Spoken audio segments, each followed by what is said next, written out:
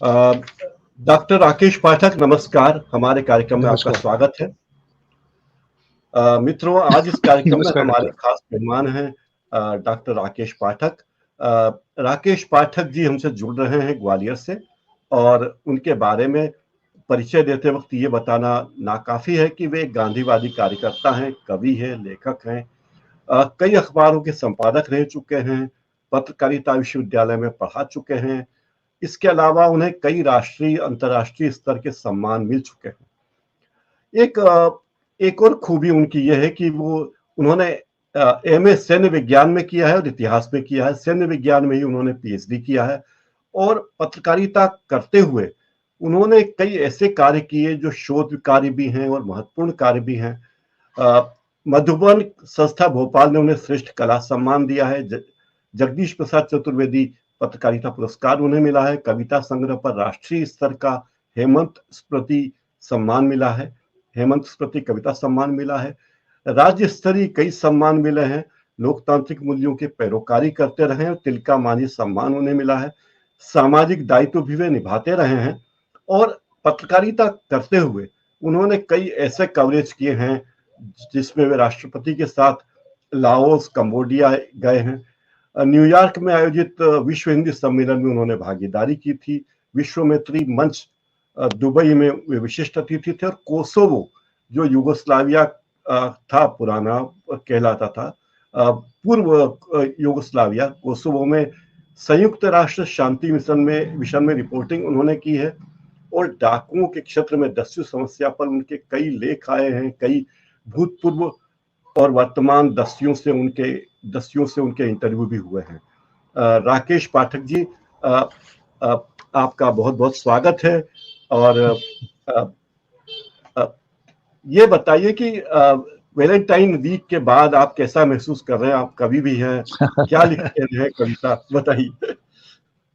Doctor साहब, सबसे पहले तो मैं बहुत धन्यवाद आपको देना चाहता हूं कि मुझ जैसे एक साधारण पत्रकार को, एक खबर नवीस को आपने अपने इतने प्रतिष्ठित पटल पर मौका दिया है बातचीत का।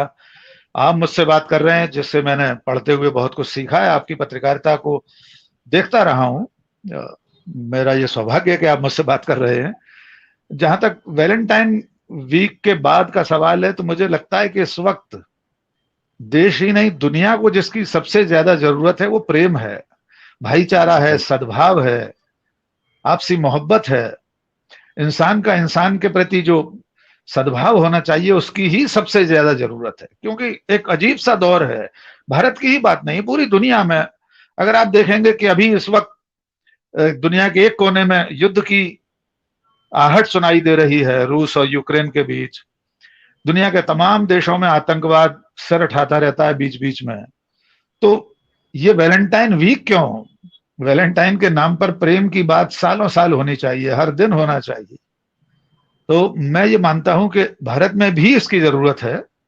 भले कुछ ताकतें प्रेम, सद्भाव, भाईचारे, सांप्रदायिक आपस का जो भाईचारा है उसके खिलाफ हर युग में, हर समय में अपनी उपस्थिति दर्ज कराती रही हैं, लेकिन अंततः जीत तो प्रेम की ही होगी, सत्य की होगी, अहिंसा की ही होगी।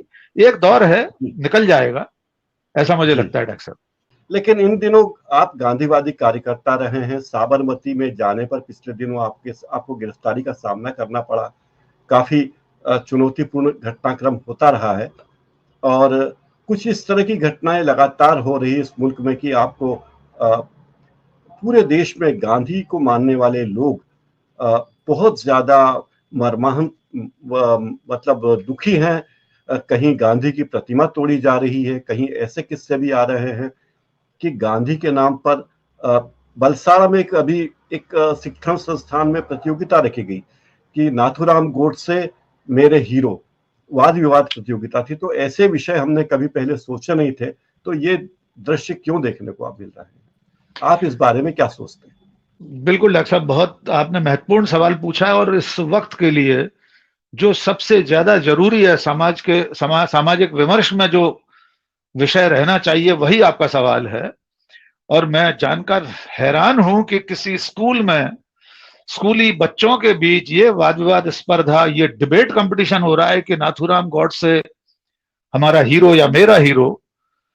ये कैसा समाज बन रहा है? क्या दुनिया के किसी भी कोने में, मैं बहुत सीधा सवाल पूछता हूं, मैं आपसे भी प्रतिप्रश्न करना चाहता हूं, क्या दुनिया के किसी भी मुल्क में जिसने भी किसी दूसरे शासक से अपनी आजादी की लड़ाई लड़ी हो और स्वतंत्र हुआ हो, आजाद हुआ हो, क्या उस देश में उस आजादी की लड़ाई का जो भी महानायक रहा हो, अमेरिका को आजाद हुए 200 साल से ज्यादा हो गए, वहां भी आजादी के जो महानायक रहे, जॉर्ज वाशिंगटन हो या और जो लोग रहे होंगे जी, तो मुझे ये जानकर खेद होता है कि ये भारत ही एक अनूठा ऐसा देश कैसे बन गया, इसके पीछे कौन ताकतें हैं, कौन चाहता है कि गांधी के कद को छांट कर उनकी चारित्रिक हत्या करके किसी और को स्थापित कर दिया जाए, जिसका नाम अभी आपने लिया, और भी कई हैं। लेकिन इसकी पड़ताल में जब आप जाएंगे तो ये महसूस करेंगे कि सबके पीछे वे लोग हैं जिनका स्वतंत्रता संग्राम में, आजादी की लड़ाई में कोई योगदान नहीं था। वे नायक विहीन लोग हैं, उनके पास अपने महानायक नहीं है, उनके पास अपने कोई आइकन नहीं है, किसे खड़ा करें? तो ऐसी स्थिति में या तो वे आजादी की लड़ाई के उन नायकों को अपना बनाने की कोशिश करते हैं जिन्हें उन्हें लगता है कि चलिए इन पर हम अपना सील सिक्का लगा दें, अपनी नेम प्लेट लगा दें, तो आने वाली पीढ़ियां, ये इस वक्त की जो युवा पीढ़ी है वो ये मान लेगी कि ये तो हमारे ही हैं। और ऐसे में वे सरदार पटेल और सुभाष चंद्र बोस या भगत सिंह जैसों को अपने पाले में रखने की कोशिश करते हैं। जबकि ये जो विचार समूह है, जो लोग भी ऐसा कर रहे हैं, मैं उनके नाम नहीं लेना चाहता, मैं उस पर नहीं जाना चाहता, सारी दुनिया जानती है, पूरा देश जानता है कि वे कौन लोग हैं जो इस तरीके से आजादी के नायकों का अपहरण कर रहे हैं या महात्मा गांधी और पंडित जवाहरलाल नेहरू जैसे महानायकों की छवि का भंजन कर रहे हैं। तो जब वे एक तरफ पटेल, सुभाष या भगत सिंह को लेना चाहते हैं तो वे ये भूल जाते हैं कि ये तीनों ही लोग उस मूल विचार के विरोधी हैं। ये तीनों लोग कभी भी उस विचार से सहमत नहीं हो सकते जिस विचार के लोग इन्हें अपना बताने की कोशिश कर रहे हैं। जहां तक गांधी का प्रश्न है, आपने देखा अभी चंपारण में, मोतिहारी जिले में, बिहार के, गांधी की प्रतिमा तोड़ दी गई। तमाम ऐसी घटनाएं लगातार होती रहती हैं। कोई गांधी के पुतले पर गोली चलाता है, उसमें गुब्बारे में लाल रंग का पानी भर के खून बहाता है, कोई गॉडसे का मंदिर बना रहा है। ये सारे वे लोग हैं जो सचमुच में अपनी उस शर्म को छुपाने की कोशिश कर रहे हैं, जो मैं बिल्कुल साफ कहना चाहता हूं। शर्म ये कि स्वतंत्रता संग्राम में वे और उनके वैचारिक पुरखे कहीं शामिल नहीं थे, उनका कोई योगदान नहीं था आजादी की लड़ाई में। आजकल पत्रकारिता में एक ऐसा वर्ग आ गया पत्रकारों में जो शुद्धतः गांधी को डिफेम करने के लिए, गांधी का अपमान करने के लिए लगा हुआ है। तो ये कौन सा वर्ग है पत्रकारिता का? क्या पत्रकारों को ये चीज नहीं सिखाई जाती कि आजादी के योगदान में गांधी का योगदान कितना था? देखिए, सिर्फ पत्रकारिता नहीं डॉक्टर साहब, तमाम ऐसे इतिहासकार उठ खड़े हुए हैं, तथाकथित उन्हें मैं कहना चाहूंगा, तमाम ऐसे पत्रकार हैं, तमाम और शोधार्थी हैं, ऐसे विश्वविद्यालयों में बहुत सारे लोग हैं। आपने अगर याद हो, कुछ दिनों पहले, करीब 5-6 महीने पहले, एक खबर मैंने देखी थी, शायद बिहार की किसी विश्वविद्यालय के एक प्राध्यापक ने, एक हेड ऑफ द डिपार्टमेंट ने ये बयान दिया था कि गांधी की हत्या तो नेहरू ने की थी। ये हेडिंग थी उस अखबार की। तो ये जो नए नए लोग इस तरह के इतिहासविद तथाकथित पैदा हो गए हैं, ये तथ्यों को तोड़ मरोड़ कर, ऐतिहासिक प्रामाणिक जो साक्ष्य हैं उन्हें तोड़ मरोड़ कर ये साबित करना चाहते हैं, खास तौर से ये साबित करना चाहते हैं कि गांधी की हत्या गॉडसे ने करके ठीक काम किया था। वे लगा, यद्यपि गॉडसे खुद भी अपने बयानों में, अदालत में ये सब कहता रहा है, तमाम सारी ऐसी किताबें हैं, लेकिन अभी फिलहाल पिछले 8-10 सालों में ये प्रवृत्ति पहले से रही है, लेकिन इन 8-10 सालों में इसे हवा मिली है, इसे संरक्षण मिल रहा है कुछ लोगों का। वे कौन लोग हैं? वे सत्ता में बैठे हुए लोग हैं, सांगठनिक लोग हैं। इसके पीछे नियत सिर्फ इतनी ही है कि गांधी के कद को कम करके, उनकी छवि को नष्ट भ्रष्ट करके किसी और को स्थापित करने का प्रयास कर रहे हैं। जबकि वे लोग जिनके लिए वे कोशिश कर रहे हैं, वे आजादी की लड़ाई में क्या भूमिका अदा कर रहे थे हम सब जानते हैं, उसके प्रमाण हैं। वे उस गांधी को मिटाने पे तुले हुए हैं कि जिसको पूरी दुनिया मानती है। भारत की आजादी के बाद तमाम देशों के स्वतंत्रता संग्राम गांधी के बताए हुए रास्ते पर डॉक्टर साहब चले हैं, अहिंसा के रास्ते पर, सत्याग्रह के रास्ते पर चले हैं। दुनिया को एक नई चीज दी गांधी ने, सत्याग्रह। उससे पहले कोई नहीं जानता था। अफ्रीका में जब उन्होंने प्रयोग किया और उसके बाद वे 1914 में वहां से आए, इंग्लैंड होते हुए भारत आए 1915 में, और चंपारण में उन्होंने जो पहला प्रयोग किया सत्याग्रह का, वो प्रयोग आज भी दुनिया में अपनाया जाता है।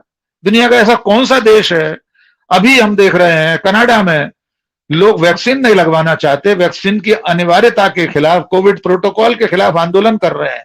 आप जाकर देख लीजिए, वो भी सत्याग्रह है।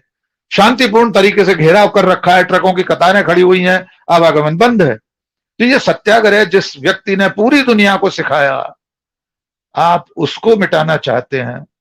मैंने कल भी लिखा था, आज फिर कहना चाहता हूं, जब तक ये दुनिया है गांधी को कोई नहीं मिटा सकता। उसके पदचिन्ह दुनिया में, धरती के कोने कोने में हमेशा दर्ज रहेंगे। डॉक्टर साहब, कि आप कोसोवो गए हैं संयुक्त राष्ट्र शांति मिशन के तहत, तो वहां पे क्या किया आपने और क्या अनुभव रहे आपके, कुछ उसके बारे में बताएंगे तो हमारे बहुत से श्रोता और मैं भी उससे लाभान्वित हूँ।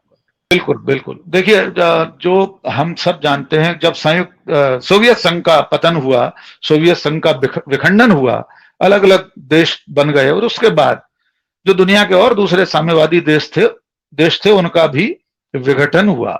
यूगोस्लाविया भी उसी कतार में गिना जाता है, और उसके टूटने के बाद कोसोवो नाम का एक छोटा सा देश उसमें से निकल कर आया, और वहां दो वर्गों का, दो जातियों का संघर्ष था, जिसमें गृह युद्ध छिड़ा हुआ था। उस गृह युद्ध को थामने के लिए, उस पर अंकुश लगाने के लिए संयुक्त राष्ट्र संघ ने एक अभियान भेजा था वहां पर, जिसको उन्मिक कहते हैं, United Nations mission in Kosovo. और उस यूएन मिशन में भारत से भी तमाम सारे लोग, पुलिस के लोग, प्रशासन के लोग, और हमारे जो अर्धसैनिक बल हैं, सेनाओं के लोग, बहुत सारे लोग उसमें गए थे। हमारे मध्य प्रदेश के भी कुछ पुलिस अधिकारी वहां उस ड्यूटी को निभाने के लिए कोसोवो गए हुए थे। ऐसे ही एक मित्र के संपर्क से मैं वहां पहुंचा था। यद्यपि जब मैं पहुंचा था तब लगभग गृह युद्ध समापन की ओर था। संयुक्त राष्ट्र की सेना, पूरा जो संयुक्त राष्ट्र का शांति मिशन था, वो पूरे कोसोवो में तैनात था। हर शहर में चौराहों से लेकर, ट्रैफिक संभालने से लेकर, वहां की कानून व्यवस्था, प्रशासन, सब संयुक्त राष्ट्र ने संभाल रखा था। जो मैंने वहां देखा, खास बात जो मैंने देखी डॉक्टर साहब, वो ये है कि उस संयुक्त राष्ट्र शांति मिशन में भारत, पाकिस्तान, नेपाल, बांग्लादेश, हमारे पड़ोस के देश, इन सब के भी पुलिस वाले, प्रशासनिक अधिकारी और सैनिक बलों के लोग काम कर रहे थे। मैंने वहां जाकर देखा कि वहां वे विश्व नागरिक के रूप में अपनी जिम्मेदारी निभा रहे थे। पाकिस्तान के लोग भारतीय पुलिस अधिकारी के मातहत काम कर रहे थे। कोई यूनिट ऐसी थी जहां पाकिस्तान का अधिकारी उच्च पद पर था और नीचे भारत के लोग थे, लेकिन वे एक तरह से ग्लोबल सिटीजन के रूप में, एक विश्व नागरिक के तौर पर जिम्मेदारी निभाते थे। और बिल्कुल ऐसा नहीं लगता था कि ये उन देशों के अधिकारी हैं, उन देशों से आए हुए लोग हैं जिनकी सीमा पर रोज तनाव रहता है भारत और पाकिस्तान की, रोज सीज फायर का उल्लंघन होता है, रोज गोलीबारी होती है। तो वहां से मैंने ये देखा कि एक ऐसा देश जहां के नागरिक आपस में ही लड़ रहे हैं और उन्हें शांत कराने की जिम्मेदारी दुनिया के उन देशों के लोगों ने संभाल रखी है जो खुद भी अपनी सीमाओं पर लड़ते रहते हैं।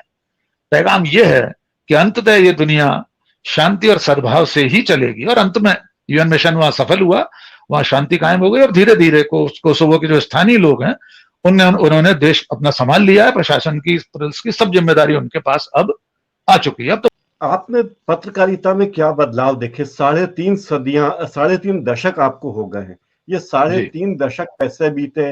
आपने तमाम अखबारों में छोटे से लेके बड़े तमाम पदों तक, एडिटर इन चीफ तक की भूमिका आपने निभाई, संवाददाता के रूप में काम किया। क्या बदलाव पत्रकारिता में आया है? क्या पत्रकारिता आज एक सम्मानजनक पेशा बची है आज की तारीख में? देखिए डॉक्टर साहब, ये सचमुच में विडंबनापूर्ण है, और मेरे और आपके लिए, सब दोनों के लिए दुखद है कि हम जिस पेशे में अपना जीवन होम किए हुए हैं, मुझसे ज्यादा साल आपको हो गए, और आज पत्रकारिता को समाज में जिस नजर से देखा जा रहा है वो सचमुच दुर्भाग्यपूर्ण है। हमारे लिए तो दुखद है ही, समाज के भी हित में नहीं है। मैंने हैंड कंपोजिंग की दुनिया से पत्रकारिता शुरू की थी, जब आज की नई पीढ़ी तो जानती भी नहीं होगी हैंड कंपोजिंग कैसे होती है। वो एक एक अक्षर संभाल कर जब वाक्य बनाए जाते हैं, शब्द बनाए जाते थे, हमने उस दौर से पत्रकारिता शुरू की, ट्रेडल मशीन के दौर से। फिर कंप्यूटर आए, उसके बाद आज की तारीख में हम लोग डिजिटल मीडियम पर बात कर रहे हैं आपसे, स्ट्रीम यार्ड से इतनी दूर बैठकर। और संयोग से मैंने प्रिंट, इलेक्ट्रॉनिक और डिजिटल तीनों मीडियम में काम किया है। अब मैं इस नतीजे पर पहुंचता हूं कि ये जो दौर है पत्रकारिता का, इसे मैं आमतौर पर पत्रकारिता का द्रोह काल कहता हूं, और द्रोह काल की पत्रकारिता। द्रोह इस रूप में कि पत्रकारिता का जो दायित्व है वो अपने पाठक के साथ, अपने समाज के साथ, अपने समय के साथ और अपने देश के साथ द्रोह कर रही है। क्योंकि पत्रकारिता का काम सत्ता से सवाल करना है, व्यवस्था से सवाल करना है। बजाय इसके पत्रकारिता इस वक्त सत्ता की गोद में बैठ गई है। मैं वो शब्द भी इस्तेमाल नहीं करता हूं और न करना चाहता हूं जो आजकल मीडिया के लिए इस्तेमाल किया जाता है, लेकिन सच्चाई यही है।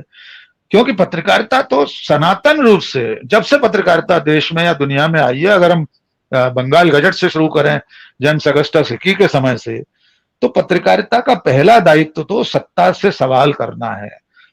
हमेशा ही सत्ता का प्रतिपक्ष है पत्रकारिता, जनपक्ष उसका काम है।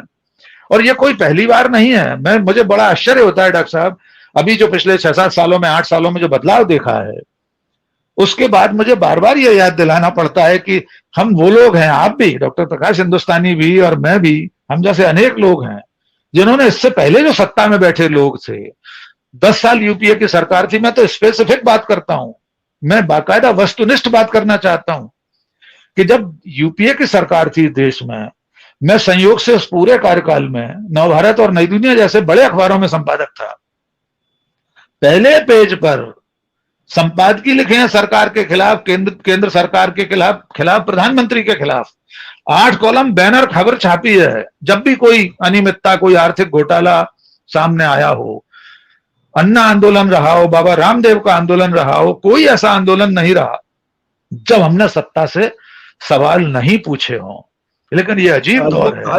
ये कहा जाता है कि आप कांग्रेस के पत्रकार हैं, इसमें ये बड़ी मजेदार बात है। इसका बड़ा अच्छे से जवाब देना चाहता हूं। ये पता है कौन लोग कहते हैं डॉक्टर साहब? ये ज्यादातर वो लोग कहते हैं, खासतौर से मध्य प्रदेश की राजधानी में, किसी का नाम लेने की जरूरत नहीं है, जो खुद सुबह उठकर मंत्रियों को दिशा मैदान तक के लिए ले जाते हैं, साथ में वॉक कराने जाते हैं, उनका बस चले तो जाने क्या क्या कर बैठे हैं, ऐसे लोग करते हैं। तो उनको, मुझे उससे कोई असुविधा नहीं है, वे क्या कहते हैं। मैं तो ऐसा मानता हूं ज्यादातर ये वे लोग हैं जिन्होंने 16 मई 2014 के बाद, हो सकता है अक्षर ज्ञान जाना हो सकता है इनको दिव्य ज्ञान 16 मई 2014 के बाद प्राप्त हुआ हो, इसलिए इन्हें पता ही नहीं होगा इससे पहले भी अखबार हुआ करते थे। हो सकता है ना यही नहीं पता हो इससे पहले डॉक्टर राकेश पाठक और डॉक्टर प्रकाश हिंदुस्तानी ने क्या क्या लिखा है तत्कालीन सरकारों के खिलाफ। और तब की क्यों, मध्य प्रदेश में अभी 15 महीने जब कमलनाथ की सरकार थी, मैंने उनके खिलाफ डिबेट की है। मैं एक चैनल में बाकायदा एडिटर इन चीफ था, चैनल हेड था। मैं रोज डिबेट करता था सरकार से सवाल पूछने के लिए। एक घटना का सिर्फ मैं जिक्र करना चाहता हूं, बिल्कुल प्रामाणिक रूप से मैं चाहता हूं कि सब लोग सुन लें।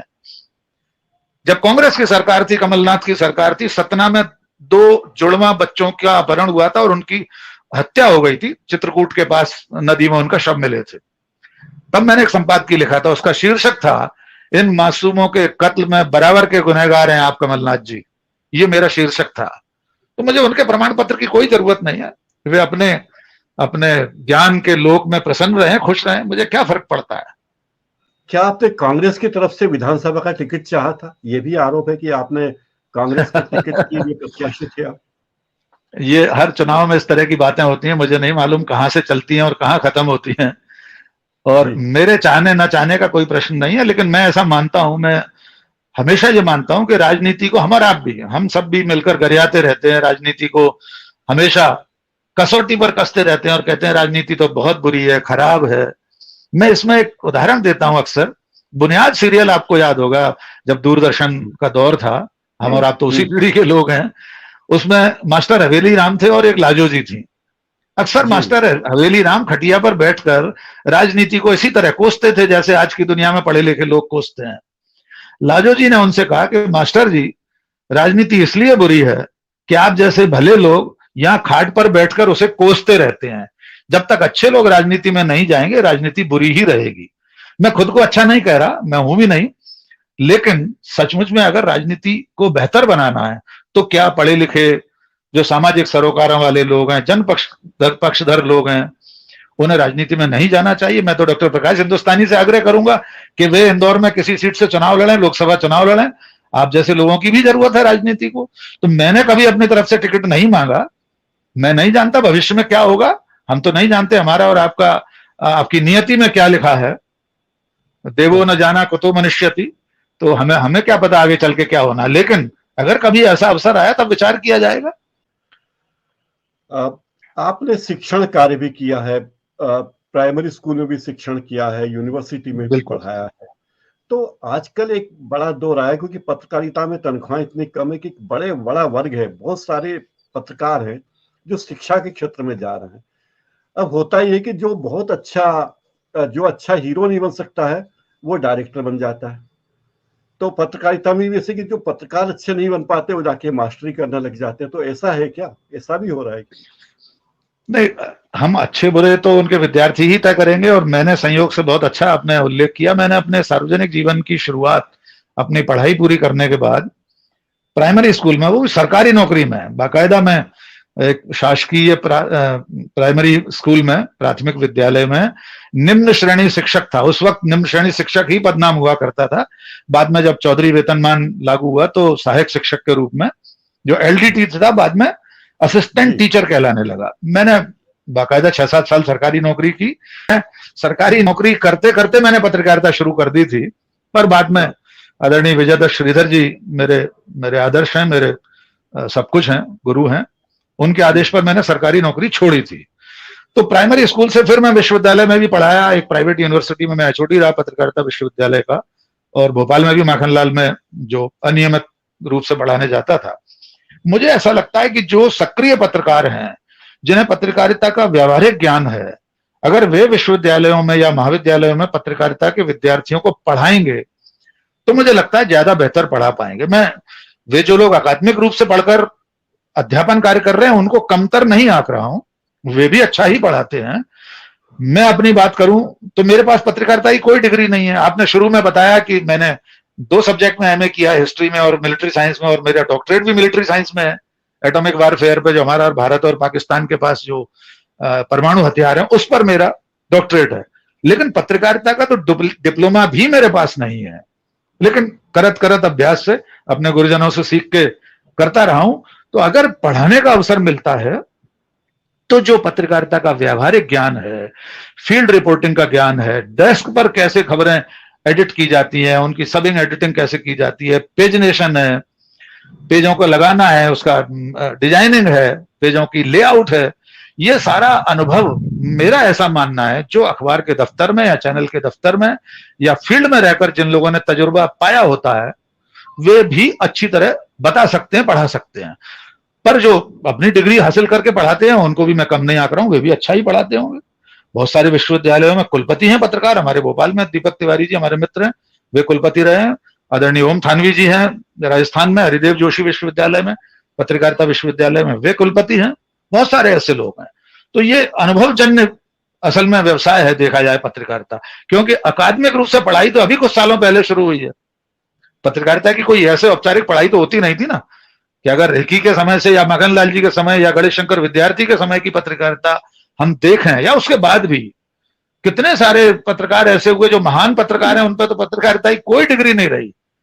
प्रभाष जोशी जी हों, राजेंद्र माथुर जी हों, राहुल बारपते जी हों, ये कौन से पत्रकारिता की डिग्री से आए थे लेकर? जी डॉक्टर साहब, ये पत्रकारिता का संक्रमण काल है। मैंने जैसा कि शुरू में कहा कि पत्रकारिता का द्रोह काल है, और जो पत्रकारिता हो रही है वो द्रोह काल की पत्रकारिता है। और इसके पीछे अकेली पत्रकारिता ही दोषी नहीं है, सत्ता है, समाज है, सब दोषी हैं। जब पत्रकारिता का व्यवसायीकरण इतना ज्यादा हो गया, कहा जाता था पत्रकारिता मिशन है, प्रोफेशन नहीं। मैं उसको इस रूप में लेता हूं, प्रोफेशनल होना तो अच्छी बात है। प्रोफेशनल का आशय यह है कि आप अपने काम को कितनी दक्षता से करते हैं, कितने बेहतर तरीके से करते हैं। प्रोफेशनल होने का अर्थ ये नहीं है कि सिर्फ व्यावसायिकता से उसको कि पैसे कमाने से जोड़ा जाए। लेकिन जब से पूंजी का निवेश हुआ और बड़ी पूंजी शामिल हुई पत्रकारिता में, चैनल चलाने के लिए कई सौ करोड़ रुपयों की जरूरत है, अखबार के लिए कई सौ करोड़ रुपए की जरूरत है, मशीनें महंगी हो गई हैं, कंप्यूटराइजेशन के बाद सारा तंत्र महंगा हो गया है, कागज महंगा हो गया है।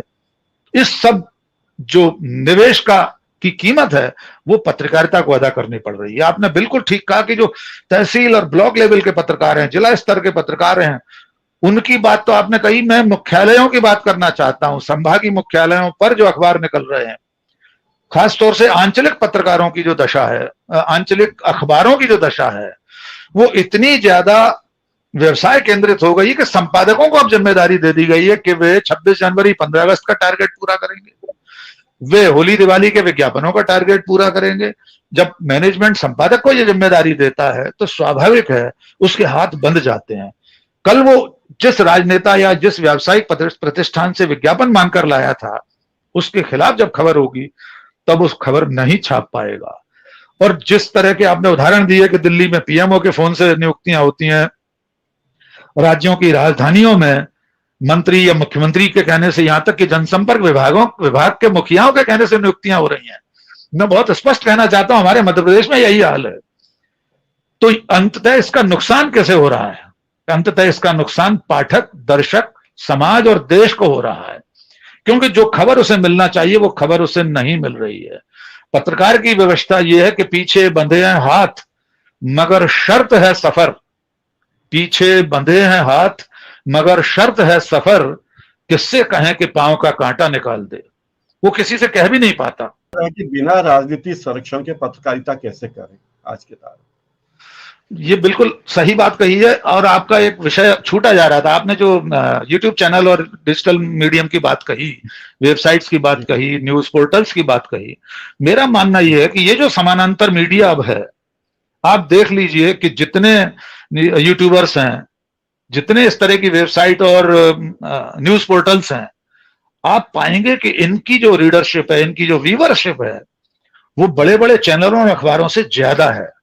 आप कई ऐसे यूट्यूबर्स देखेंगे कि उनका एक एक प्रोग्राम मिलियंस में पहुंचता है। मुझे अपनी बात नहीं करना चाहिए, पर मैं बहुत विनम्रता से करना चाहता हूं। एक बार मैं एक डीबी लाइव करके, आप जानते हैं देशबंधु, आप भी उसमें डिबेट में बैठते हैं, उसकी एक डिबेट में मेरा एक छोटा सा कथन था, 4.5-5 मिनट का एक मेरा जो मैंने कहा था, वो इस कदर वायरल हुआ कि करीब 48-49 हजार तो फेसबुक पर उनके फेसबुक पेज से शेयर थे और 1 मिलियन से ज्यादा व्यूज थे।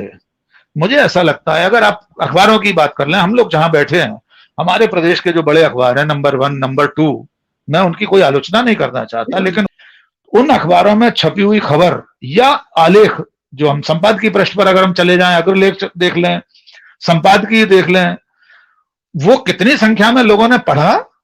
और हमारी आपकी डिबेट जो चैनलों पे हो रही है या वेबसाइटों पे जो खबर ब्रेक हो रही है, बड़ी बड़ी न्यूज पोर्टल हैं, आप जानते हैं, द वायर है, न्यूज क्लिक है, बहुत सारी हैं, मिलियंस में लोग इन्हें पढ़ रहे हैं। तो ये जो समानांतर मीडिया है, समाज की जिम्मेदारी है, इसको भी चलाना आसान नहीं है। देखिए, इसमें भी पैसा लगता है, हम जानते हैं। ये सब लोग पब्लिक फंडिंग के लिए खोल कर रखते हैं अपने वेबसाइट पर, अपने न्यूज पोर्टल पर लिख कर रखते हैं कि हमारी आप मदद इस तरह कर सकते हैं, 10 रुपए से लेकर 100 रुपए से लेकर जितनी आप करना चाहें। तो इस तरह से चल रही है ये सारी न्यूज पोर्टल और वेबसाइट। लेकिन जो अचल जी का सवाल है, राजनीतिक संरक्षण के बिना, तो मैं तो स्पष्ट कहना चाहता हूं, राजनीतिक संरक्षण के बिना पत्रकारिता ही नहीं बचेगी। क्या 2014 से पहले या 1947 से अब तक, आजादी के बाद, आपको मैं एक दृष्टांत देना चाहता हूं डॉक्टर साहब, आप जानते ही होंगे, अचल जी भी जानते होंगे, हमारे बहुत सारे दर्शकों ने सुना होगा, जब संविधान बन रहा था, व्यवस्थाएं बन रही थी, हमारे लोकतांत्रिक प्रणाली के 4 स्तंभों पर चर्चा हो रही थी, तब नेहरू जी से किसी ने पूछा था, आपको कैसा प्रेस चाहिए, कैसा समाचार पत्रों का ये जो स्तंभ है, चौथा स्तंभ कहा जाता है, कैसा होना चाहिए? तो उन्होंने ये कहा था कि मैं नियंत्रित प्रेस नहीं चाहूंगा, बजाय इसके कि एक उच्छृंखल, एक अनुशासनहीन प्रेस मुझे मंजूर है, लेकिन मैं सत्ता के नियंत्रण की प्रेस भारत में नहीं चाहता। और आप इसी का परिणाम देखेंगे कि 1947 से अब तक पत्रकारिता ने अपना दायित्व हमेशा निभाया। ऐसा नहीं है कि नेहरू के समय सत्ता के खिलाफ, शासन की अनियमितताओं के खिलाफ, पंडित नेहरू की विफलताओं के खिलाफ खबरें नहीं छपी थी, तब भी छपती थी। आपातकाल एक काला अध्याय था, मैं हमेशा कहता रहा हूं, आपके मंच से भी कह रहा हूं, लेकिन तब भी जो लोग कर सकते थे, आप और हम तो नई दुनिया में रहे हैं, नई दुनिया ने आपातकाल के विरोध में प्रथम पृष्ठ पर संपादकीय स्थान खाली छोड़ दिया था, इंडियन एक्सप्रेस ने खाली छोड़ा था, ऐसे अनेक उदाहरण हैं। तो पत्रकारिता हमेशा सत्ता से सवाल पूछती रही हो, शासक कोई भी रहा हो, किसी भी दल का रहा हो, कोई भी व्यक्ति रहा हो, इंदिरा गांधी ने आपातकाल की जो गलती की थी बाद में उसका परिमार्जन कर लिया, तभी वे सत्ता में लौटी, उसके बाद भी उनसे सवाल पूछे जाते रहे। डॉक्टर साहब, मैं ये कहना चाहता हूं कि कभी इस देश में 70 सालों में किसी ने ये नहीं कहा कि ये पत्रकार जो सवाल पूछ रहे हैं ये जनसंघी है या आरएसएस का है या भाजपाई है या जनता पार्टी का है, लेकिन ये नया दौर है, ये न्यू इंडिया है, जिसमें डॉक्टर प्रकाश हिंदुस्तानी या डॉक्टर राकेश पाठक जब सत्ता से सवाल पूछते हैं तो कांग्रेसी पत्रकार हो जाते हैं। जो सवाल पूछने वाले लोग हैं वे ये भूल जाते हैं कि जब हम 2014 से पहले सवाल पूछ रहे थे सत्ता से, तब तो हमसे कोई नहीं कहता था कि हम संघी पत्रकार हैं या भाजपाई पत्रकार हैं। राजेंद्र दुबे का सवाल है, गांधी जी को खलनायक और गोडसे को हीरो बनाने में मीडिया और सत्ता लगातार लगा हुआ है, वे कितने कामयाब होंगे? क्या आने वाली पीढ़ी सही इतिहास देख पाएगी? बहुत गंभीर प्रश्न है राजन जी, मैं आपको सैल्यूट करना चाहता हूं। प्रयास सत्ता पूरी तरह कर रही है और मीडिया का भी एक हिस्सा जो सत्ता उन्मुख हिस्सा है, वो जो सत्ता की तरफ टकटकी लगाए चकोर की दृष्टि से देखता रहता है कि कब उसके स्वाति नक्षत्र में सत्ता उसकी चोंच में कुछ बूंद डाल दे, मोती बन जाए। लेकिन ये सारी कोशिशें गांधी का कुछ नहीं बिगाड़ पाएंगी। गांधी अजर अमर है। लेकिन ये जो सवाल, जो दूसरा हिस्सा है राजन जी के सवाल में, क्या नई पीढ़ी वास्तविक इतिहास जान पाएगी, ये बड़ा खतरा है। क्योंकि ये जो झूठ की फैक्ट्री है, एक आईटी सेल है, नाम मैं कभी नहीं लेना चाहता, सब दुनिया जानती है, देश पूरा जानता है। जो जरा सा भी चैतन्य नागरिक है, जो सच्चा भारतीय, वो जानता है कि कौन गांधी को इस तरह से बर्बाद करना चाहता है, गांधी की छवि को बर्बाद करना चाहता है। ये जो खतरा है, नई पीढ़ी वास्तविक इतिहास नहीं जान पाएगी, ये बड़ा खतरा है। इसके लिए मैं भी चिंतित हूं, क्योंकि ये जो व्हाट्सएप यूनिवर्सिटी है, ये जो आईटी सेल है, ये जो ट्रोल आर्मी है, लगातार गांधी के बारे में ऐसी बातें फैलाती है जो इतिहास सम्मत नहीं है, जिनके साक्ष्य नहीं है। लेकिन जो गोएबल्स कहता था, हिटलर का प्रचार मंत्री, कि एक झूठ को 100 बार बोलो तो सच मान लिया जाएगा। गांधी को विभाजन के लिए दोष देना, गांधी को भगत सिंह की फांसी के लिए, नरकवा पाने के लिए दोषी ठहराना, ये सब गलत तथ्य हैं।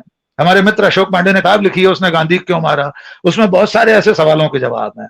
बहुत सारे इतिहासकार वर्षों से लिख रहे हैं, लेकिन जो बातें पहले मुंह जबानी होती थी, उसके लिए अब ये जो डिजिटल माध्यम आ गया है, ये बेलगाम माध्यम है। कोई भी वेबसाइट बनाकर बहुत सवाल आ रहे हैं राकेश जी, और लगातार बहुत सारे सवाल आ रहे हैं। डॉक्टर जवाहर चौधरी प्रोफेसर थे और अभी स्वतंत्र चेता पत्रकार, लेखक हैं, बहुत बड़े व्यंग्यकार हैं। वो कह रहे हैं कि मीडिया की एक तरफा शातिर खामोशी भी गांधी जी को अच्छी नहीं लग रही होगी। बिल्कुल, आप ठीक कह रहे हैं। देखिए, गांधी बिल्कुल नहीं, गांधी जी को भी अच्छी नहीं लग रही होगी। डॉक्टर साहब को मेरा नमस्कार कहिए। मेरा निवेदन यह है कि गांधी तो खुद पत्रकार थे। आपको बताएं, दक्षिण अफ्रीका में जब वे कोर्ट में बैठे हुए थे, दादा अब्दुल्ला के एक केस के लिए गए हुए थे, वे अपनी काठियावाड़ी पगड़ी पहने हुए थे। जज ने कहा आप पगड़ी पहनकर यहां नहीं बैठ सकते। गांधी जी ने कहा यह मेरी वेशभूषा का हिस्सा है।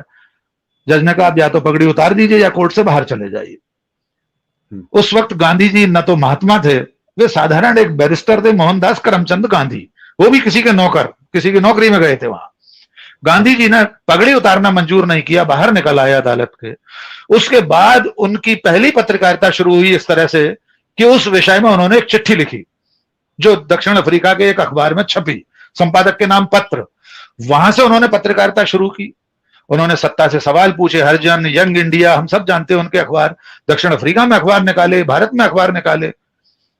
तो इस वक्त जो पत्रकारिता हो रही है, जो सत्ता उन्मुख पत्रकारिता है, सत्ता की गोद में बैठी हुई है, न केवल गोद में बैठी है बल्कि चारण और भाट बनी हुई है पत्रकारिता, इसे देखकर सचमुच गांधी जी की आत्मा को कष्ट हो रहा होगा। और ये जो गांधी जी की छवि को, उनकी मूर्ति को तोड़ने का काम रोज हो रहा है। उनकी जो वास्तविक मूर्ति है और ये जो गारे मिट्टी से बनी मूर्तियां हैं, ये दोनों ही। फिर भी मेरा मानना है, ये भारत की पत्रकारिता कुछ भी कर ले, ये ट्रोल आर्मी, व्हाट्सएप यूनिवर्सिटी, ये सत्ता कुछ भी कर ले, गांधी का कुछ नहीं बिगाड़ पाएंगे। गांधी विश्वव्यापी हैं, गांधी हजारों साल तक इस दुनिया में रहेंगे। जैसा कि मैंने अपने कई बार वीडियोस में कहा है कि गांधी के बारे में जब उनकी हत्या की सूचना लॉर्ड माउंटबेटन को मिली थी, जो उन्होंने कहा था कि ब्रिटिश हुकूमत काल पर्यंत इस कलंक से बच गई, क्योंकि आपकी हत्या आपके ही देश में, आपके ही राज्य में, आपके ही लोगों ने की है। माउंटबेटन ने यह भी कहा, जो डॉक्टर साहब का सवाल है जवाहर जी का, कि अब ये इस वक्त जो मौन है, तो उन्होंने कहा था कि माउंटबेटन ने कि कोई कौम इतनी खुदगर्ज कैसे हो सकती है कि अपने मार्गदर्शक, अपने आजादी की लड़ाई का रास्ता दिखाने वाले का सीना गोलियों से छलनी कर दे। ऐसा तो नरभक्षी और बर्बर कबीलों में भी नहीं होता। तो मैं इस वक्त जो गांधी की रोज हत्या कर रहे हैं, मैं उनके लिए भी यही कहना चाहता हूं कि वे बर्बर और नरभक्षी, जी, नरभक्षी और बर्बर कबीलों से भी बदतर हैं। जी जी, कीर्ति काफ से लिख रही हैं, स्वतंत्रता संग्राम में गांधी जी ने तो कभी एक डंडा भी नहीं खाया। उनकी सत्य के प्रयोग भी पढ़ी है। गांधी ही सर्वश्रेष्ठ हैं, सत्य है, ये कैसे संभव है? हर सिक्के के दो पहलू होते हैं, सिर्फ एक ही पक्ष सही कैसे हो सकता है? पहली बात तो कीर्ति जी से निवेदन करूंगा कि कुछ अच्छी किताबें गांधी जी के बारे में पढ़ें, चाहे तो मैं फहरिस्त उनको भेज दूंगा, अगर कहीं फेसबुक पर हो आपको भेज दूंगा। ये वही सवाल हैं जो व्हाट्सएप यूनिवर्सिटी और आईटी सेल फैलाती है कि गांधी जी ने एक डंडा नहीं खाया। पहली बात तो ये, गांधी जी ने दक्षिण अफ्रीका में भी बहुत डंडे खाए थे, उन पर बहुत लाठियां चली थी, कई बार गंभीर रूप से घायल हुए थे, उनकी हत्या के 5 बार प्रयास हुए थे। पढ़ लीजिए अशोक पांडे की किताब में। अभी तुषार गांधी की किताब आई है गांधी जी की हत्या को लेकर, जितने षड्यंत्र हुए, जितने प्रयास हुए, वे सब उसमें दर्ज हैं। दक्षिण अफ्रीका में तो एक मौका ऐसा आया था जब भारत से लौटकर गए, पानी का जहाज उनका तट पर पहुंचा डरबन में, उतरने नहीं दे रहे थे अफ्रीकी प्रशासन के लोग, अफ्रीका के वहां के लोग, कि ये प्लेग फैला था, भारत में बीमारी लेकर आए हैं। इसके बावजूद जब गांधी उतरे तो उनके ऊपर हमला हुआ, उन्हें बड़ी मुश्किल से बचाया गया। उस वक्त वे मर सकते थे, सच्चाई ये है। उन्हें थाने में शरण दी गई, फिर वहां की जो पुलिस कमिश्नर था उसकी पत्नी अपने बंगले पर लेकर गई, तब उनका इलाज हुआ, तब उनकी रक्षा हुई। तो ऐसा नहीं है कि गांधी ने डंडे नहीं खाए। गांधी के इस योगदान को सिर्फ वे ही लोग इस तरह के सवाल करते हैं। मैं पूरी विनम्रता, पूरे सम्मान के साथ ये कहना चाहता हूं, ये वो विचार परिवार है जिनके पुरखे अंग्रेजों से माफीनामे लिखकर पेंशन ले रहे थे, जिनके वैचारिक पुरखे स्वतंत्रता संग्राम में, जिस वक्त भारत छोड़ो आंदोलन चल रहा था, उस वक्त एक सज्जन थे, वे अंग्रेजों की सेना में हिंदू सैनिकों की भर्ती, हिंदू इन्वर्टेड कोमा, हिंदू युवाओं की भर्ती करने के लिए सैन्य परिषदें बनाकर शहर शहर अभियान चलाए हुए थे। ये सवाल वे लोग करते हैं आमतौर पर। तो प्राय डॉक्टर साहब, मैं एक ही सवाल पूछता हूं, चलिए गांधी को आप कुछ मत मानिए, ये तो बता दीजिए कि बाकी जिनके वैचारिक पुरखों के साथ आज आप खड़े हैं, वे क्या कर रहे थे आजादी की लड़ाई में, स्वतंत्रता संग्राम में वे कहां थे? नेताजी सुभाष चंद्र बोस की सेना के खिलाफ अभियान चलाए हुए थे ये लोग।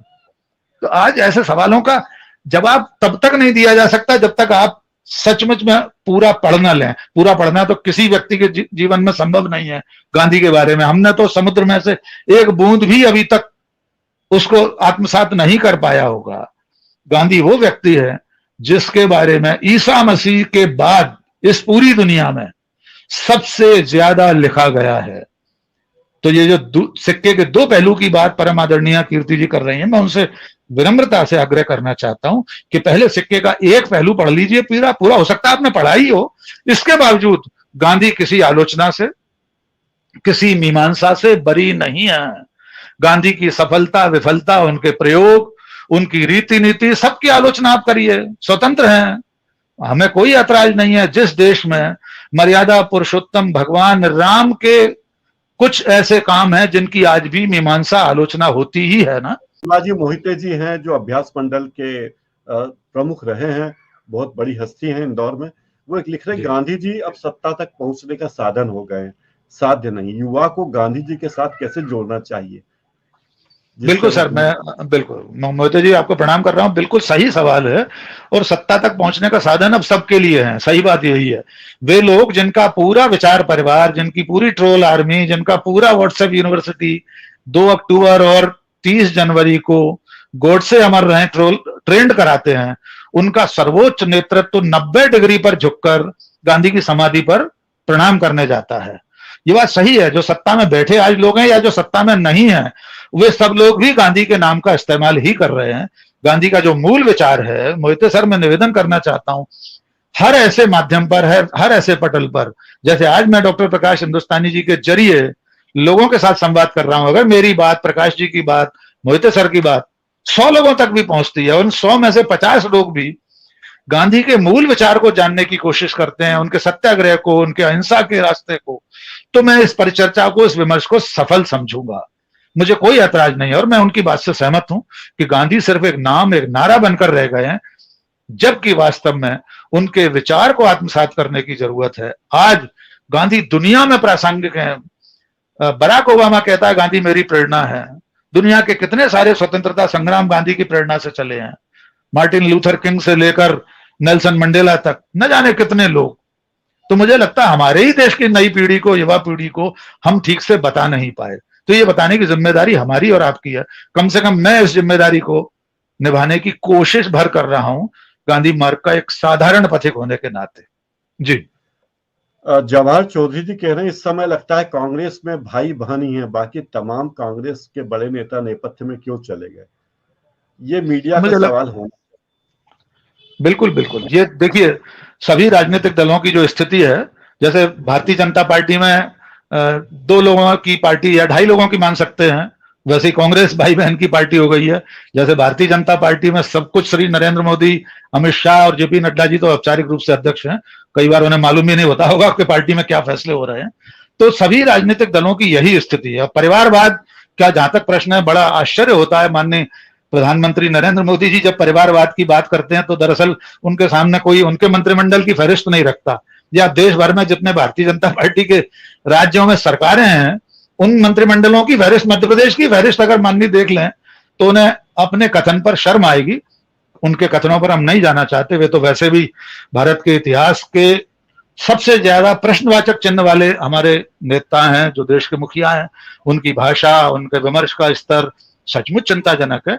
हर भारतवासी को सोचना चाहिए। तो मेरी चिंता का विषय इस वक्त बहन भाई नहीं है, मेरी चिंता का विषय देश का शिखर नेतृत्व है, जो देश का मुखिया है, जो हम सबके लिए प्रेरणा स्रोत होना चाहिए, उसकी भाषा का स्तर, एक अखबार को हेडिंग लगाना पड़े कमेंट मारा बॉय, मेरे लिए वो चिंता का विषय है। और मैं सचमुच में चाहता हूं कि मैं देश के प्रधानमंत्री की चिंता कर सकूं। इनकी चिंता क्यों करूं? उनमें से बहन तो अभी सांसद भी नहीं है, विधायक भी नहीं है, उनकी चिंता क्यों करें? मेरी चिंता का विषय देश का प्रधानमंत्री है, उसकी रीति नीतियां, उसका व्यवहार है, उनकी घोषणाएं हैं, उनके भाषणों का स्तर है, वो मेरे लिए चिंता का विषय है। क्योंकि मैं एक सच्चा भारतीय हूं, मैं उस पर आंखों पट्टी बांधकर नहीं बैठ सकता। प्रधानमंत्री हमारे हैं, भाई बहनों हमारे हैं, बिल्कुल उनके भी हैं, उनको भी, बिल्कुल सही बात, बिल्कुल है। हमें चिंता होती है जब दुनिया के किसी दूसरे देश में जाकर किसी के लिए वोट मांगते हैं, जो दुनिया के इतिहास में किसी देश के मुखिया ने नहीं किया। राजेश कुमार बहुआ जी हैं, नोएडा में चैनल के संपादक रहे हैं, काफी बड़ी हस्ती रहे अपने आप में। वो कह रहे हैं कि पत्रकारिता बची नहीं, अब पत्रकार ही नहीं तो पत्रकारिता कहां से होगी? राजेश जी थोड़ा सा कटु सत्य है, लेकिन फिर भी मुझे लगता है कि अभी बचे हैं लोग, वरना ऐसा नहीं हो सकता था। कि देखिए अभी इस दौर में भी, देखिए हर दौर में जब राजीव गांधी प्रधानमंत्री थे तो कोई तो पत्रकार था ना जिसने बोफोर्स का मामला सामने लेकर आए। सही गलत साबित हुआ वो बात की बातें हैं, वो कभी साबित नहीं हुआ। आज भी इस दौर में ऐसी पत्रकारिता है, लोग काम कर रहे हैं। पेगासस के घुसपैठ के बावजूद कोई ना कोई तो है ना जो राफेल की खबरें लेकर आ रहा है, कोई ना कोई तो है जो और भी दूसरी चीजें लेकर आ रहा है, हर खबर सामने आ रही है। पत्रकारिता बहुत छोटे स्तर पर भी हो रही है, जिला और तहसील स्तर पर भी। इसमें मैं ये कहना चाहता हूं, बदलाव ये हुआ है कि अब सत्ता किसी भी राजनीतिक दल की, मैं किसी पार्टी का नाम ही नहीं ले रहा, मैंने अब तक किसी पार्टी का नाम नहीं लिया, हर जगह जहां जो सत्ता में है, सत्ता ने रिस्पॉन्ड करना बंद कर दिया है पत्रकारिता के लिए।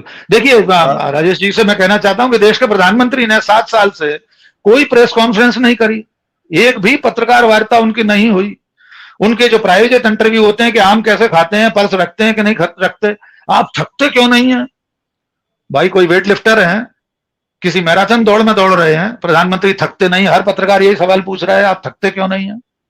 क्या प्रधानमंत्री से किसी ने यह पूछा कि राफेल में क्या हुआ, ये इतना महंगा अपन ने क्यों खरीद लिया, जितने में मलेशिया ने खरीदा उससे ज्यादा महंगा हमने क्यों खरीदा? क्या यह सवाल प्रधानमंत्री से नहीं होना चाहिए? और क्या डॉक्टर मनमोहन सिंह प्रधानमंत्री होते तो हम ये सवाल नहीं करते? क्या हमने उन 10 सालों में प्रधानमंत्री मनमोहन सिंह से सवाल नहीं किए थे?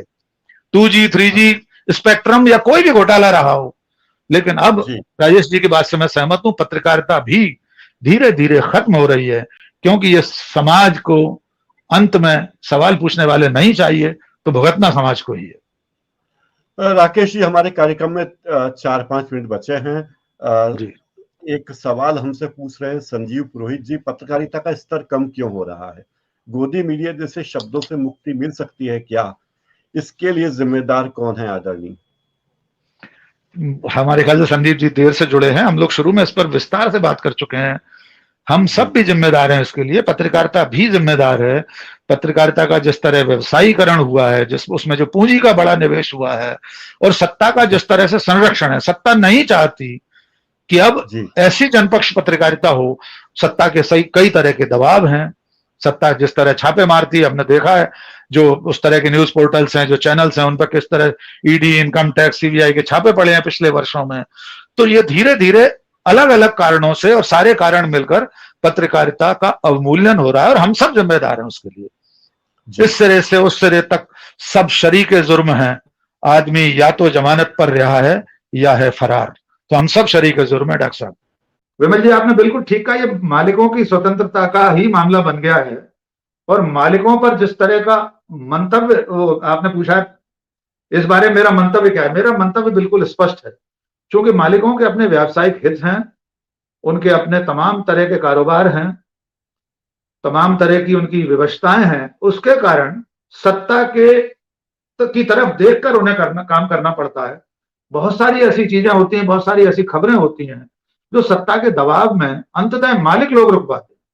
और संपादक नाम की संस्था भी, इसमें मैं जोड़ना चाहता हूं, बात अब तक अधूरी रह गई है, कि जो संपादक नाम की सत्ता है, डॉक्टर साहब, हो सकता है हम और आप उस आखिरी पीढ़ी के संपादक हों जिन्होंने ये स्वायत्तता एंजॉय की, उसको अवेल किया है, उसका आनंद उठाया है कि संपादक कितना स्वायत्त होता है खबरों को लेकर, प्रस्तुतिकरण को लेकर, रीति नीति को लेकर। अखबार में अंतिम फैसला जो संपादक करता रहा है, हम लोग शायद उस पीढ़ी के आखिरी संपादक हैं।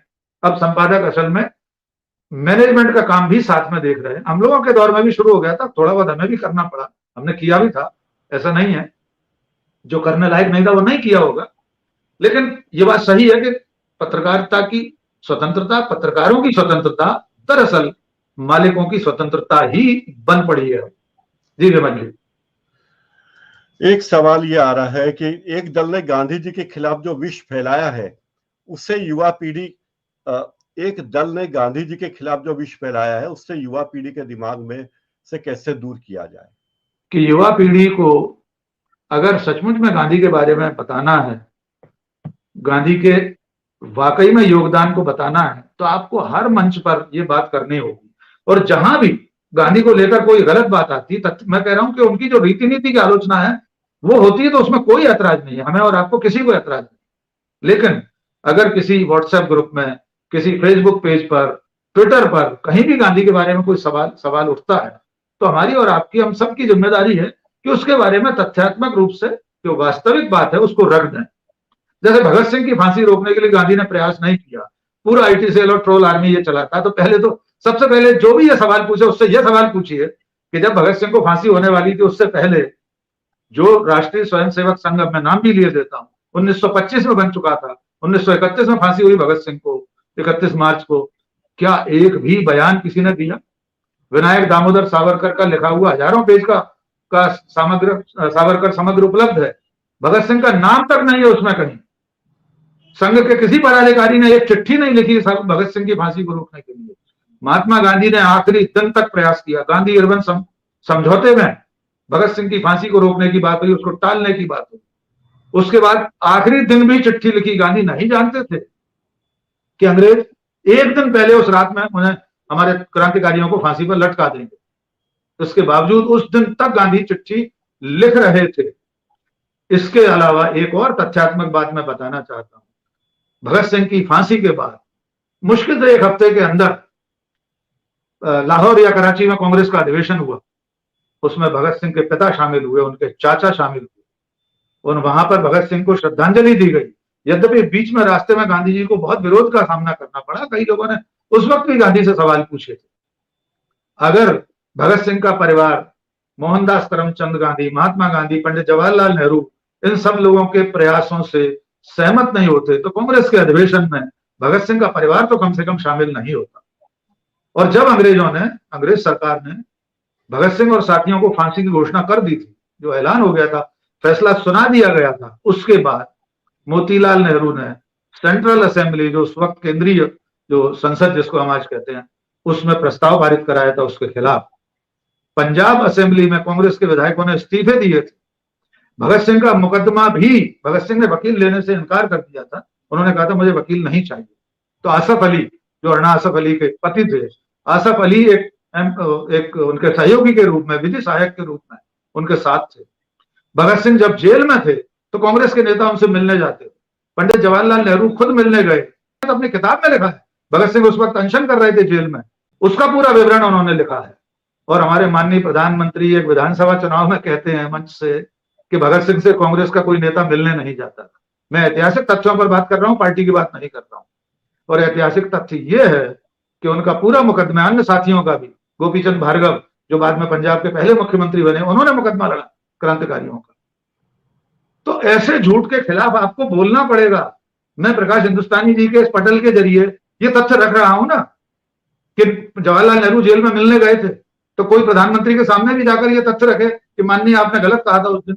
सारे लोग मिलने जाते थे जेल में, उनके कोर्ट में मिलने जाते थे, जब पेशी हुआ करती थी तब अदालत में ये सारे लोग खड़े होते थे। आसफ अली, जिन्ना, नेहरू, सब, काला काकर नरेश, ये सारे लोग मिलने जाते थे। कई नाम है, मुझे इस वक्त सारे नाम भी याद नहीं आ रहे। तो गांधी के छवि भंजन की जो कोशिश है, जहां जहां आपको दिखे, जब जब दिखे, तब आपको उसका जवाब विनम्रता से, गांधीवादी तरीके से, तथ्यों के साथ रखना होगा। गौतम कोठारी पीतमपुर औद्योगिक संगठन के अध्यक्ष हैं, वो पूछ रहे हैं कि गांधी प्रयोग धर्मी थे, क्या आज की राजनीति में कोई नया प्रयोग नहीं होना चाहिए जो गांधी विचारधारा पर आधारित हो? क्या कोई नया प्रयोग सुझा सकते हैं? देखिए, गांधी के जो प्रयोग हैं वो तो दुनिया में आज भी हो रहे हैं। मैंने शुरू में उदाहरण दे दिया, दुनिया के तमाम आंदोलन, चाहे वे आजादी के आंदोलन हो, चाहे वे अपनी अपनी सरकारों के खिलाफ, आज भी दुनिया के हर कोने में जितने आंदोलन हो रहे हैं, आप यकीन मानिए वे सब गांधी के बताए रास्ते पर ही हो रहे हैं, गांधी के प्रयोगों पर ही हो रहे हैं। अनशन हो रहे हैं, मौन जुलूस होते हैं, लोग धरने पर बैठते हैं, अमेरिका में भी लोग बैठते हैं, वो सब गांधी का बताया हुआ रास्ता है। उससे पहले दुनिया में कोई ऐसे आंदोलन नहीं करता था। तो अब जो प्रयोग की बात हो रही है, तो आज भी यही प्रयोग अब भी हो रहे हैं। देखिए, हम लोग छात्र राजनीति में थे, हम लोग भी ऐसे ही आंदोलन करते थे। अभी अन्ना का आंदोलन हुआ, बाबा रामदेव का आंदोलन हुआ, शाहीन बाग का आंदोलन हुआ, अभी किसानों का आंदोलन 1 साल से अधिक चला। ये सब गांधी का ही तो प्रयोग है। मैं तो समझता हूं किसान आंदोलन पर तो फूल बरसा रहे होंगे गांधी, कि उनके बताए हुए रास्ते पर 1 साल आंदोलन चला। तो अब भी ये प्रयोग हो सकते, होना ही चाहिए। मैं सब राजनीतिक दलों से, सब लोगों से, चाहे छात्र हों, मजदूर हों, शिक्षक हों, पत्रकार हों, अगर आपको आंदोलन करना है तो गांधी के ही रास्ते से होगा, गांधी के ही बताए हुए प्रयोगों से होगा। कीर्ति काफसे जी लिख रही हैं कि जिन्ना और नेहरू गए होंगे गांधी जी से मिलने, भगत सिंह से जेल में, लेकिन किसी ने भी उनकी फांसी रोकने के लिए अनशन क्यों नहीं किया? मैं पहले सारे उत्तर दे चुका हूं, इसके लिए उनको इतिहास पढ़ना होगा। देखिए, कीर्ति जी से पहले ये लिख के पूछिए, और मैं अपनी आवाज में पूछ रहा हूं कि उस वक्त विनायक दामोदर सावरकर, हेडगेवार, गुरु गोलवलकर, जो भी संघ के लोग थे, एक शब्द भी भगत सिंह के लिए क्यों नहीं लिखा? संघ के पूरे साहित्य में भगत सिंह का नाम नहीं है, बताइए आप मुझे। सुभाष चंद्र बोस का नाम नहीं है, बताइए मुझे। सुभाष चंद्र बोस के खिलाफ तो, उनकी सेना के खिलाफ तो लड़ाई की तैयारी कर रहा था संघ। 1931 में फांसी हुई है भगत सिंह को। तो मैं इस प्रश्न के उत्तर के बजाय सीधे ये पूछ रहा हूं, संघ ने क्या किया? 1925 में स्थापित हो गया। इन सब लोगों ने सारे प्रयास किए। भगत सिंह की फांसी के पीछे और जो परिस्थितियां थी उसकी जानकारी भी आप ले लीजिए। भगत सिंह को फांसी असेंबली भवन बम कांड में नहीं हुई थी, उनको फांसी हुई थी सैंडर्स की हत्या में, सारे क्रांतिकारियों को। और चूंकि सैंडर्स एक पुलिस अधिकारी था, उस वक्त के पंजाब प्रोविंस के जो पुलिस अधिकारी थे, ब्रिटिश ऑफिसर्स थे, उन सब ने ब्रिटिश सरकार को चेतावनी देती थी कि अगर ये फांसी नहीं हुई, टलती है, तो हम सब लोग नौकरी छोड़ देंगे। रिवोल्ट हो जाता एक तरह से। और अंग्रेज सत्ता कोई इतनी भोली वाली थी क्या कि ऐसी घटना में जिसमें उनका एक पुलिस अधिकारी मारा गया हो, उस फांसी को टाल देते? क्योंकि वे जानते थे ये क्रांतिकारी लोग इससे आगे और बड़ा आंदोलन छेड़ेंगे। जितना प्रयास गांधी जी अपने रास्ते से कर सकते थे, सबने प्रयास किए थे। मैं बार बार ये कहता हूं, ये विषय को भटकाने का प्रयास वही लोग करते हैं जिनका आजादी की लड़ाई में सुई की नोक के बराबर कोई योगदान नहीं है। पूरी विनम्रता से आदरणीय कीर्ति जी से कहना चाहता हूं कि आप जिस विचार परिवार की ओर से ये प्रश्न पूछ रहे हैं, आज ही आपके संपर्क में जितने लोग हों उनसे पूछिए भगत सिंह का नाम भी क्यों नहीं लिखा है। पत्र लिखना तो बहुत दूर की बात है, चलिए बाद में ही लिख देते फांसी के बाद, कुछ बहुत साल जिंदा रहे सारे लोग उनकी फांसी के बाद। नाम नहीं है डॉक्टर प्रकाश हिंदुस्तानी जी, ये भगत सिंह का नाम नहीं है कहीं। ये सवाल भी तो पूछिए कि आजादी की लड़ाई में खुद क्या कर रहे थे। भारत छोड़ो आंदोलन के समय श्यामा प्रसाद मुखर्जी जी बंगाल सरकार में शामिल थे, चिट्ठी लिख रहे थे अंग्रेज सरकार को, बंगाल के गवर्नर को, कि हम आपको सुझाव देते हैं कि इस आंदोलन को कैसे कुचला जाए, इस पर कैसे जुल्म और ज्यादती की जाए कि ये भारत छोड़ो आंदोलन समाप्त हो जाए, इसके तौर तरीके, इसके गुरिये हम बताएंगे। चिट्ठी लिख रहे थे श्यामा प्रसाद मुखर्जी। तो ये सवाल एक बार उनसे भी तो पूछ लीजिए कि आजादी की लड़ाई में खिलाफ क्यों खड़े थे, अंग्रेजों के साथ क्यों खड़े थे। हमसे चलते एक और बात है राकेश जी, मुझे अभी याद आई कि भाई राकेश पाठक जी ने बहुत अच्छी अच्छी कविताएं लिखी है और उनकी प्रेम पर लिखी कविताओं को सम्मान भी मिला है। अगर आपके पास हिंदी हो कविता तो मैं आग्रह करूंगा कि चलते चलते आप वो कविता सुनाएं तो आप बहुत अच्छा रहेगा। राकेश जी। डॉक्टर साहब बहुत धन्यवाद। मैं सबसे पहले तो सारे हमारे जो श्रोता और दर्शक इस वक्त आपके जरिए मुझे सुन रहे थे, मैं उन सबका बहुत शुक्रगुजार हूं। मेरे बहुत वरिष्ठ लोग, अचल जी, अरुण दीक्षित जी, सुधीर सक्सेना जी, विमल मिश्रा जी मुंबई से, सारे लोग, गिरिजेश तो मेरे मित्र हैं, बहुत अभिन्न मित्र हैं। स्वदेश ग्वालियर में हम लोगों ने एक साथ काम किया है। तो वैलेंटाइन वीक में आप कहाँ गए थे मुझे नहीं मालूम। मैं तो अपनी कविता से पहले एक शेर अर्ज करूंगा, फिर एक आध दो छोटी कविताएं सुनाकर इस कार्यक्रम को विराम देंगे। बहुत ज्यादा समय हो गया, बहुत बड़ी संख्या में लोग जुड़े थे। मुझ में थोड़ी सी भी जगह नहीं नफरत के लिए, मैं तो हर वक्त मोहब्बत से भरा रहता हूं। और अब अपनी कविता, चूंकि वैलेंटाइन वीक अभी चल ही रहा है, ये मान लीजिए, मैं तो चाहता हूं 365 दिन चले, तो मैं अपनी एक छोटी प्रेम कविता और फिर इस वक्त जो हालात हैं उस पर एक दूसरी कविता सुनाऊंगा। हम दोनों मेरी कविता का शीर्षक है। ये मेरा जो कविता संग्रह है बसंत के पहले दिन से पहले, उसमें शामिल कविता है। सभ्यता के प्रारंभ में चकमक पत्थर से आग खोज कर लाए थे हम दोनों। सभ्यता के प्रारंभ में चकमक पत्थर से आग खोज कर लाए थे हम दोनों। सिंधु घाटी की वीथिकाओं में हमने ही तो रखे थे पहले कदम। ताड़ पत्रों पर लिखे थे मनुष्यता के पहले प्रेम पत्र। ताड़ पत्रों पर लिखे थे मनुष्यता के पहले प्रेम पत्र। शैलाश्रयों में सहस्त्राब्दियों पहले हम दोनों ने ही बनाए थे भित्ति चित्र। महाप्रलय के बाद सिर्फ हम दोनों ही बचे थे।